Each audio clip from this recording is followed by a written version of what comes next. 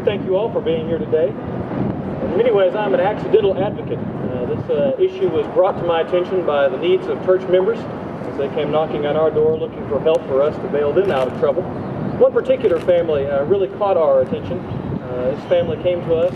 They had taken out a $700 payday loan and had paid on it for 4 months, for 9 installments, rolling that over. In the course of that 4 months, they had paid $1,800 against that loan and had not reduced the principal one single penny. They still owed $700. By the time they came to us, they were in danger of losing their house because they had taken this loan out. And so it was on us as a church to use the funds to bail them out not only of the loan, but also of their immediate needs, their house payments. And that was really my first real eye-opening experience with payday loans. I thought, well, this just cannot be right. There's certainly some biblical principles about it. You'll hear in a few moments from some of my colleagues who will explain to you about sort of our theological understanding as a faith family about why this is wrong. But even if you don't subscribe to the faith tradition in which we stand, there is a sense, I think, in which people just understand something like that to be wrong. There is an inherent wrongness to paying $1,800 on a $700 loan and still owing $700 at the end of it.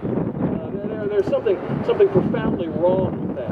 And I think it resonates with those of us who are from Texas. I was born in Texas. I've grown up with Texas. I've grown up with Texas values. And two particular Texas values were ingrained in me from a very early age. Number one is that as Texans, we work hard. We work hard for our money. We work hard as people. We work hard to succeed. And the second is that we help our neighbors. If your neighbor's pickup gets stuck in a ditch, you go and you help your neighbor dig that ditch out, dig that truck out. This payday lending and this kind of usurious credit that's being offered is not really help. It may give the appearance of help for the moment, as if we're handing someone a shovel to help them get their truck out of the ditch. When in fact, when we really look at it, what we're helping them to do is not get the truck out of the ditch, but bury their house as well. And so there is just a fundamental wrongness with this. So whether you stand in the Christian tradition, whether you appeal to Christian scripture, which calls usurious lending, which calls the oppression of the poor evil, or whether you're simply a Texan who knows Texan values, there is something wrong about this, and we appeal to our government officials to make it right, to provide the protections that are necessary for our state citizens, those who are vulnerable, those who are working hard. Because make no mistake, these people who are targeted are hard-working people. In order to qualify for these kinds of loans with this kind of interest rate being charged to them, they have to have jobs. They have to have checking accounts.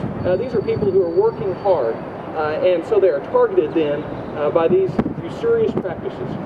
So we call upon the government, call upon our elected officials to make this right, to protect the hardworking citizens of the state of Texas as a matter of state pride. And that's really my story. So I thank you for the opportunity to share it.